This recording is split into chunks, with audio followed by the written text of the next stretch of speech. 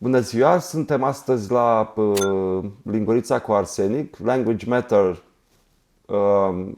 ne-a creat împreună cu Ambasada Americană la București o oportunitate umană și profesională extraordinară de a-l întâlni pe istoricul Jason Steinhauer.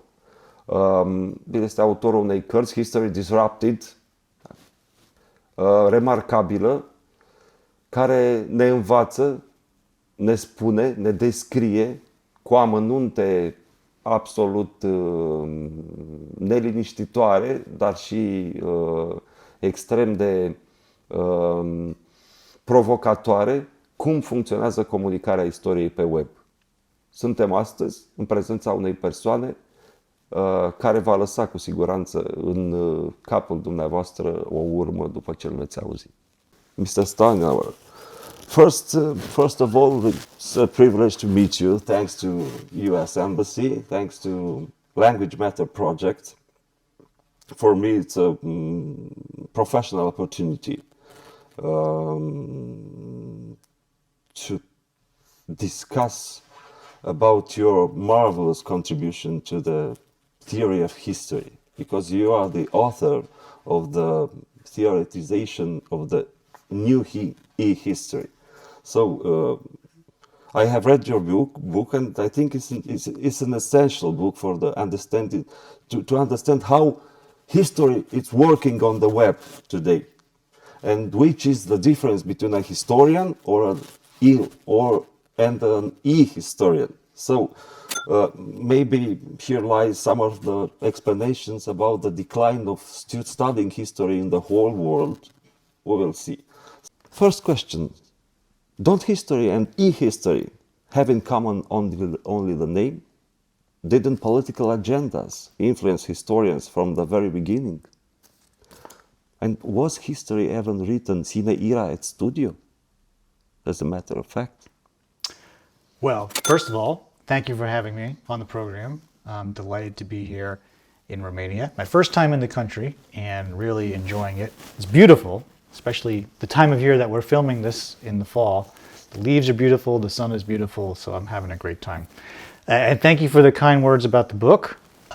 It was a labor of love that I worked on for about 5 years, and it wound up being a relatively short book, only about 120 pages. Almost tiny comparing with this book. But it packs a lot in there, in that 120 pages, looking at how history on the web and social media have operated really from Wikipedia all the way through artificial intelligence.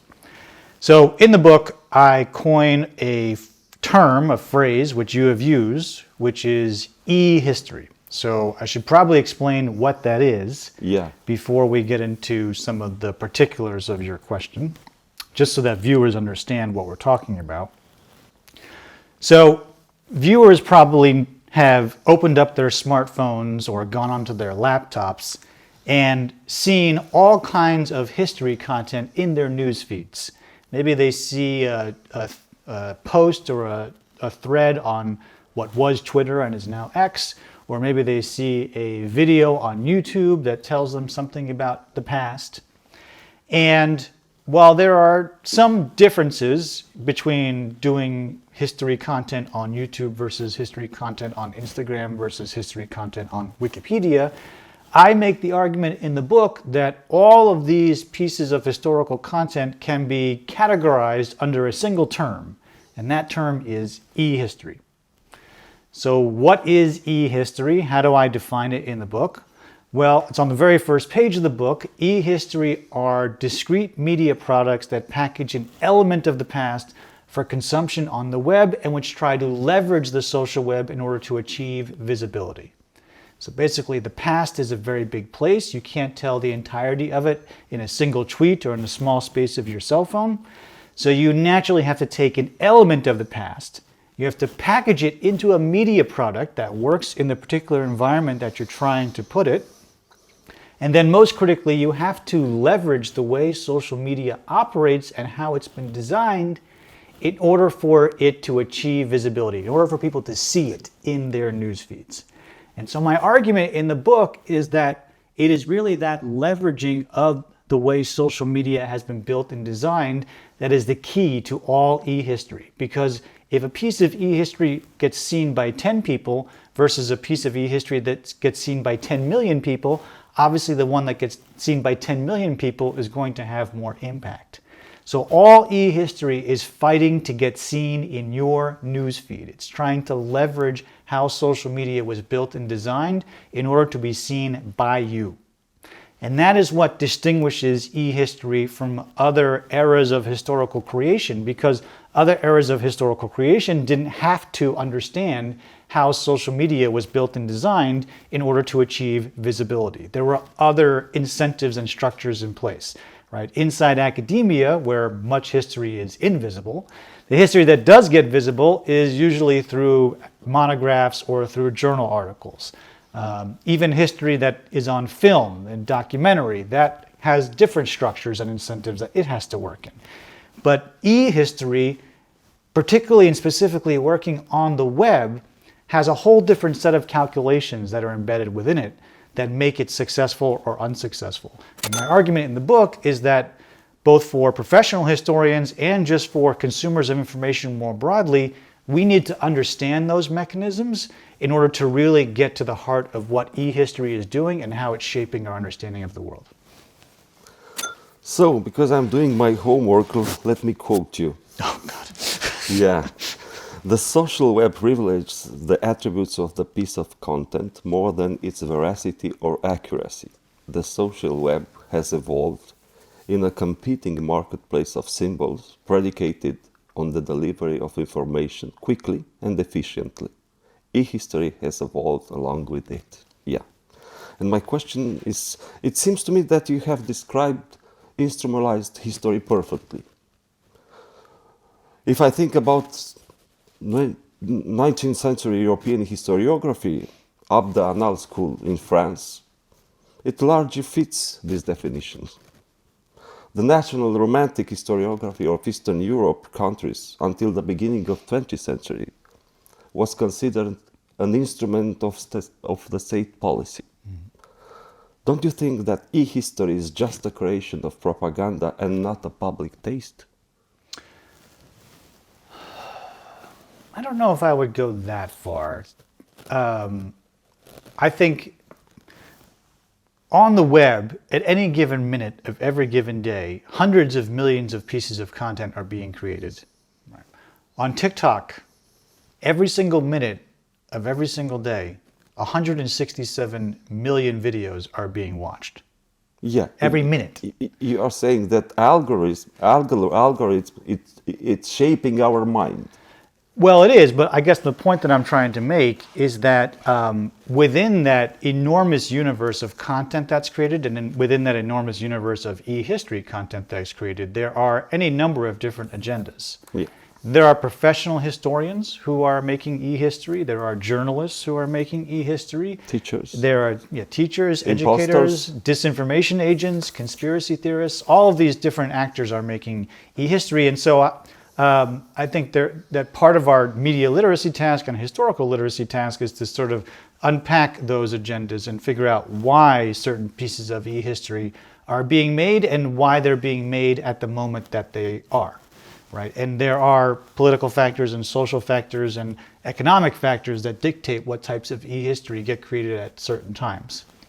So that's part of the questions that I grapple with in the book, and it's part of the media literacy education that I like to do with students to get them to think about that. But the other part of your question, which I think is really important and is something that I latched onto the more I thought about this topic, was all of this is happening and flying by our screens in this very fast-moving symbolic environment, right? So whereas we think we see a piece of e-history and maybe we think we're learning about the past, what we're actually doing is we're seeing a cascading series of symbols. Yeah. And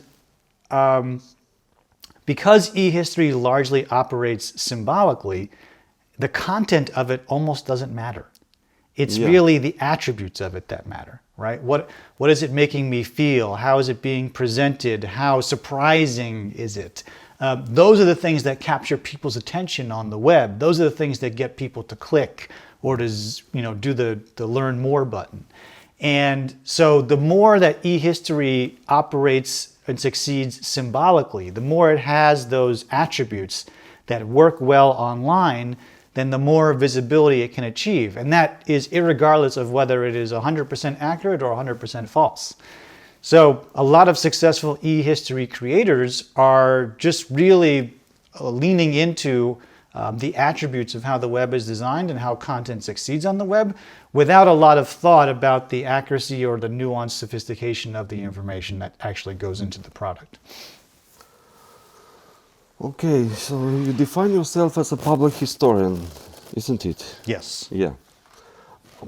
My question is, what do professional historians do so wrong that enthusiasts, journalists, and imposters, obviously there is no connection between these three audiences, are so eager to save history from historians?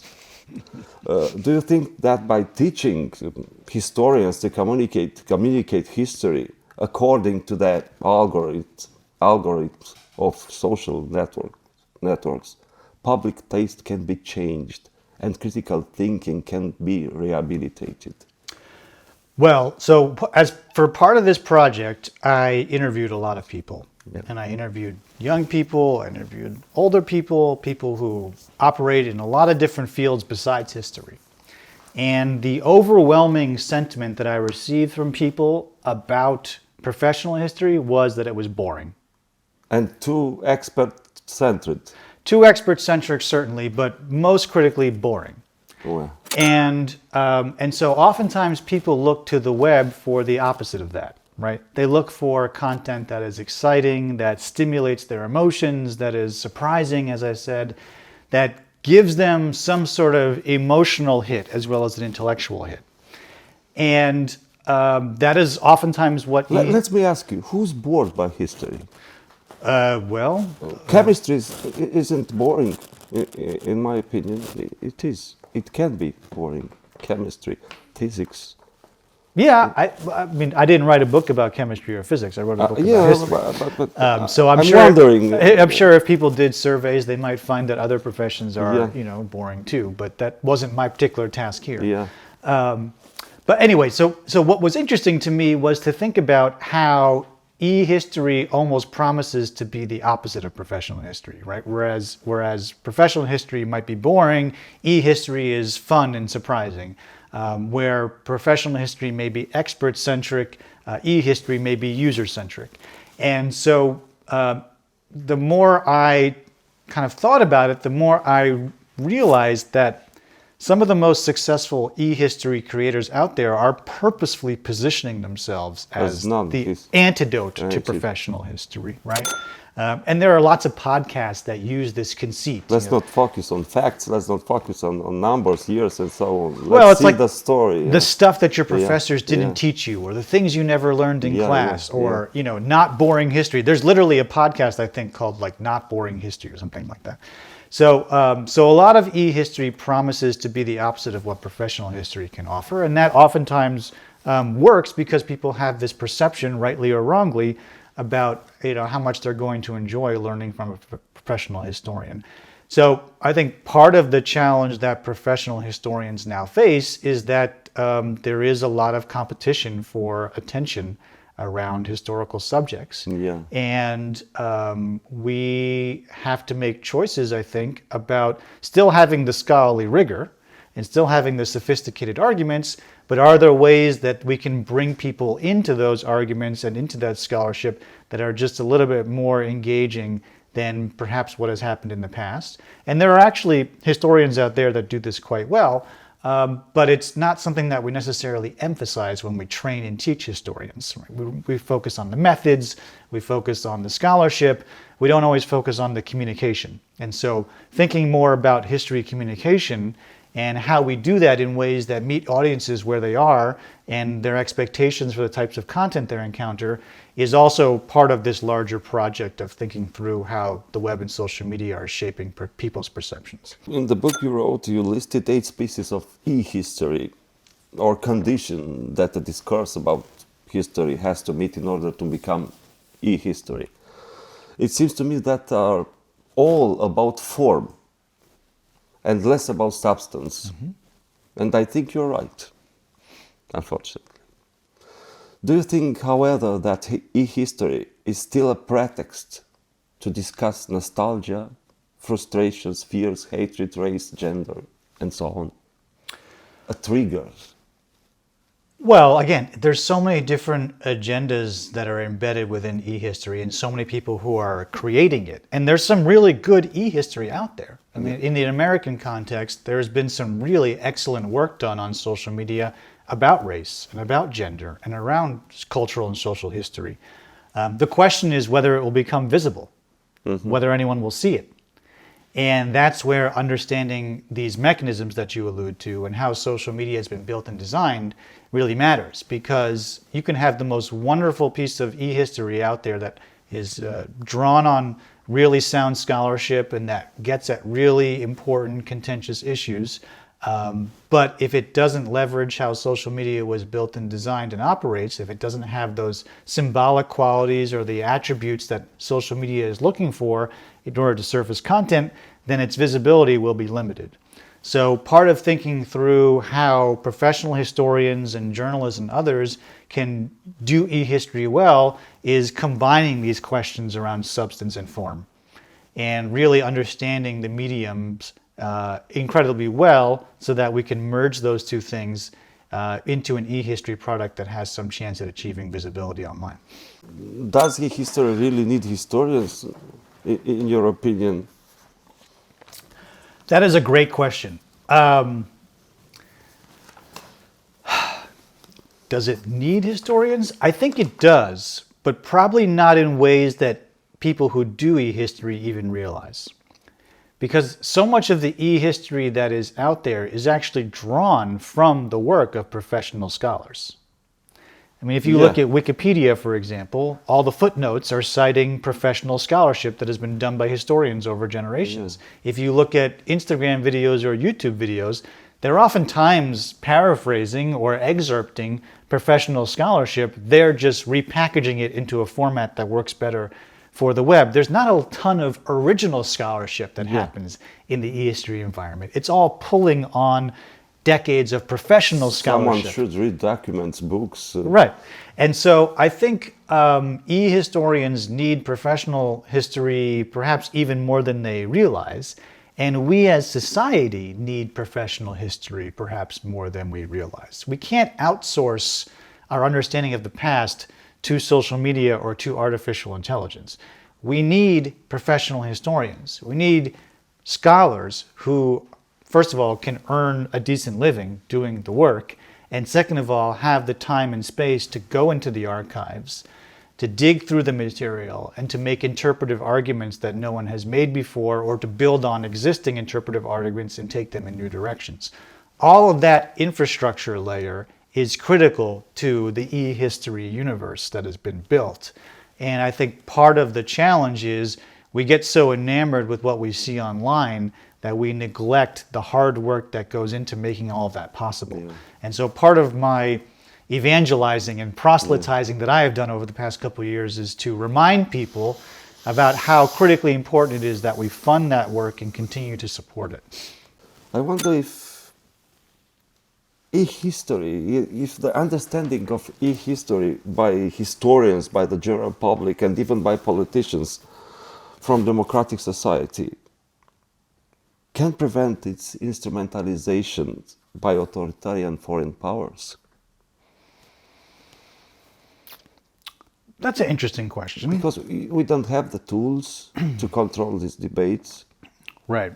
I would say that probably not going to prevent authoritarian powers from exploiting e-history and social media. I think they're probably going to do what they're going to do. But what we can do is we can build media literate and historically literate societies that are able to ask critical questions about the content that they see.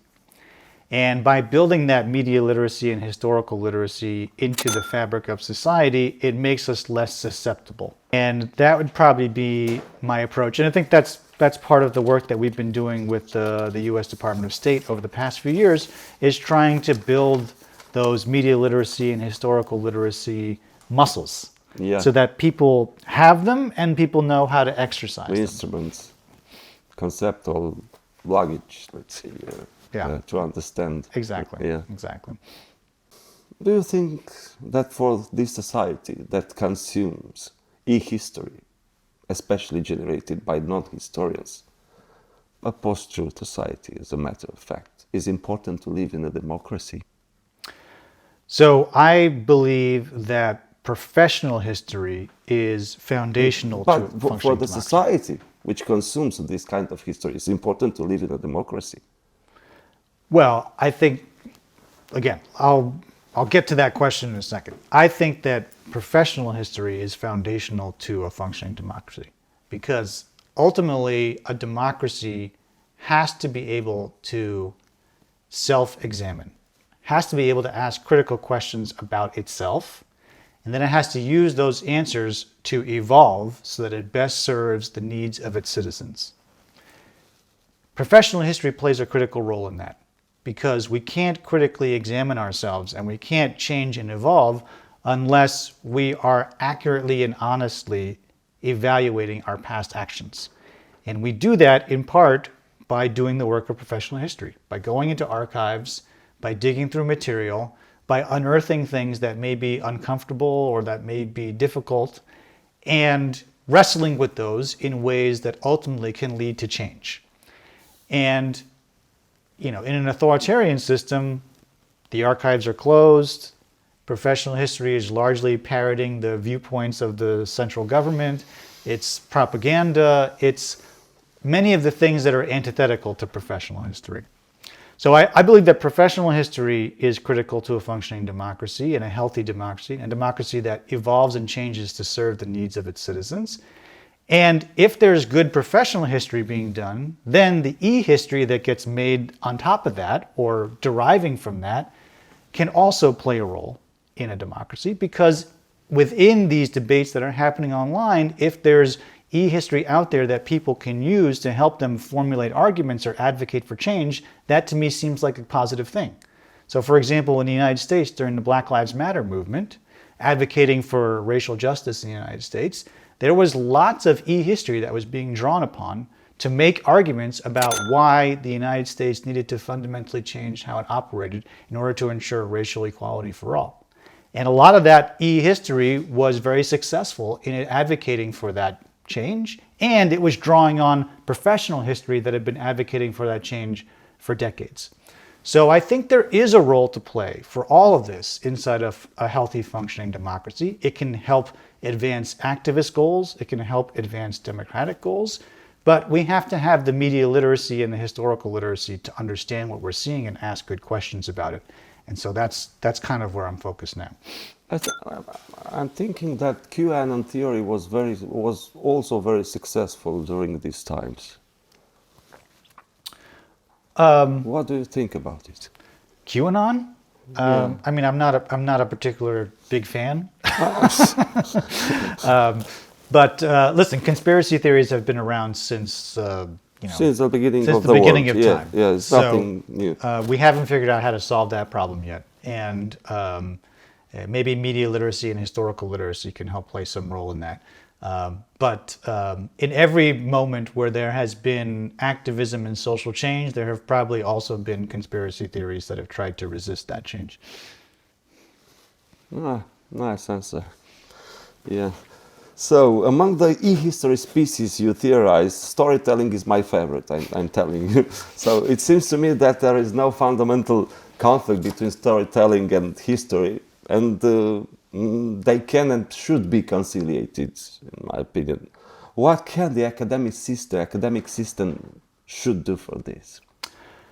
Well, it's interesting you say that. So I find that a lot of people conflate history with storytelling, and I'm not 100% comfortable with that conflation, in part because a good story doesn't have to be true, and a good story doesn't have to be accurate. Yeah. And so you can tell a good story about the past, but that doesn't mean that it's a good history.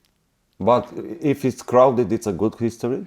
Well, I guess my point, it's almost like a square rectangle thing, right? Like sometimes a square is a rectangle, but a rectangle is not always a square. So sometimes a good story is good history, but sometimes a good story is not good history. And part of what makes good history is the accuracy and the rigor and the analysis of sources and the interpretive framework of the argument. And good stories don't necessarily have to have that. Yeah. And so I think the reason I wrote that chapter was for people to recognize that just because someone is telling a good story about history doesn't mean it's good history. And so how do media consumers recognize the difference? And in an e-history environment, oftentimes if a good story can be really successful because, again, it's the attributes of the story that matter, right? It has a good beginning, a strong middle, and a satisfying conclusion. It sort of satisfies the quintessential story arc that you see in Hollywood or in other genres. But that doesn't necessarily mean that any of it is accurate or grounded in historical research. So I think information consumers online should always ask themselves critical questions about the good historical stories that they see, especially if it's kind of too good to be true, which happens a lot in the e-history environment, and to be able to recognize where the distinction lays between good history and good storytelling. I don't know if you are familiar with the situation in Ukraine, but however, do you think that e-history, exactly as you described it, it's an effective tool for national and political construction in Ukraine? Because in my opinion, it's a very e-history centered national consciousness in Ukraine right now. Yeah, I think I would agree with that. I mean, I think e-history can be a powerful tool for nationalists more broadly. Even for national construction, not only for nationalism. Yeah, absolutely. I think all of these e-history products are operating within geopolitical frameworks, and they can be used to strengthen a particular national sentiment. They can also be used to do, by nationalists to strengthen a particular fascist or ethnocentric point of view. Ultimately, they have a lot of adaptability and flexibility to be used in any number of circumstances because, again, it's the attributes that really matter the most. And so they can be plugged into a strategic communications environment that's centered around nostalgia. They can be plugged into a communications environment that is centered around crowds and crowdsourcing and activism. They're very flexible in that respect, and can be used in a lot of instances. That's what gives them power, but it's also why it's critical that consumers are able to ask critical questions about them, so they know how they're being instrumentalized and for what broader purpose. Wow, it's a tough job during a war. It's a tough job, but it doesn't mean that it can't be done. Well, interesting. So, in your research, which is obviously focused on the US market, have you nevertheless found differences compared to the situation in other countries? I'm thinking here about the remarkable success of Kremlin's propaganda in transforming the entire Soviet historical mythology into e-history. So, or perhaps this where lies the answer in the translation of the mythology rather than history. Well, one thing that was really interesting about working on this book was that I was able to find case studies from other countries where some of these theories still held up. And the reason was because the technologies are being used everywhere. I mean, Facebook is being used all across the world. So to understand why certain types of e-history succeed on Facebook, that doesn't just hold true in an American context. It holds true in a Bulgarian context and in a Romanian context and in a Japanese context and anywhere else that Facebook is heavily prevalent. And in fact, in the book, I have case studies from Japan. I have case studies about from nationalistic. Case studies from the Philippines. I forget now. There's a couple other international case studies in there. So this e-history is as much about the platforms as it is about anything else. And so because these are global platforms, the phenomena actually hold largely consistent. even across languages, subject matters, different regions. I think that's one of the reasons why people around the world have been able to connect with the book, even if they only have a passing familiarity with the American public history landscape, is because we're all using these technologies all the time. And so we've had a lot of discussion about how these technologies shape our journalism and how they shape our politics or how they shape our response to public health crises. This book fills in a gap about how these technologies are shaping what we know about history. And that has turned out to be a largely universal message, I think. And so there is a chance to fill all this space with real content, because now, in my opinion, it's filled with propaganda in majority of cases, especially in Eastern Europe. And not only in Eastern Europe, in America too. Russians are very active in this direction. Chinese too. We are overseeing all the time Chinese here in Europe, but they are reputable in this direction. So, what should you do? Well, there's no one single magic bullet that's going to solve everything. But I do believe very strongly in the education piece. I think there's a real need to teach people how these platforms really work, what assumptions are embedded within them, and why they privilege the certain types of content that they do. And I think if we can arm people with those questions, if we can get those muscles working on a more frequent and regular basis, then we've made an important intervention in this question. You know, we can always create more content, but there will always be someone out there who will be able to create content faster and more frequent than we can create it. Yeah, you cannot fight against lies with truth. Right, It's so much easier to put up a video that's full of lies than a video that's full of truth, because you don't need to fact check the lies. You can just make them up. Right. So for me, the historical literacy and the media literacy part, and the algorithmic literacy, and now increasingly the AI literacy, that's where we need to be making much more sizable investments than we've made currently. And even in this region, you know, I've traveled now to Romania and Kosovo and North Macedonia and Bulgaria, and there are civil society organizations and scholars at universities who want to be doing this work, but they just don't have the funding. Or they're operating on 1 or 2 year grants with no guarantee of an extension. And we can't win that way. We need much more sustained investment, and we need longer term strategies. We need 10-year funding cycles, not 2-year funding cycles. So the regulation is not the answer. The regulation of the tighter regulation of the internet is not the answer. But founding the good quality content is. I think if I was to sort of divide up the answer into categories, I think 1 is ensuring that professional history has a future. 2, drastically increasing the funding for media and historical literacy. 3, engagement with tech companies to think about how the designs and the algorithms could be altered in some way to surface more credible content. But are they willing to be part in this endeavor? They're willing to be part. How much they're actually willing to change remains to be seen. But even having the conversation is a good first step. You'd be amazed. Judging by Elon Musk, I wouldn't say. Well, I would say this. In my experience over the past couple of years, I've been really heartened by how receptive technology and technologists have been to this book and this work. And to be very candid with you, I'm oftentimes the first historian they've ever met. And the first historian they've ever talked to. No wonder, And so for many of them, this issue is not even on their radar. It's not something they ever thought about until I've brought it to their attention or someone else has brought my book to their attention. So we're just starting the conversation. You know, we've had the conversation about journalism for 10 years, but the conversation about history is just starting. So who knows what's possible once we start the conversation, but we at least need to have it.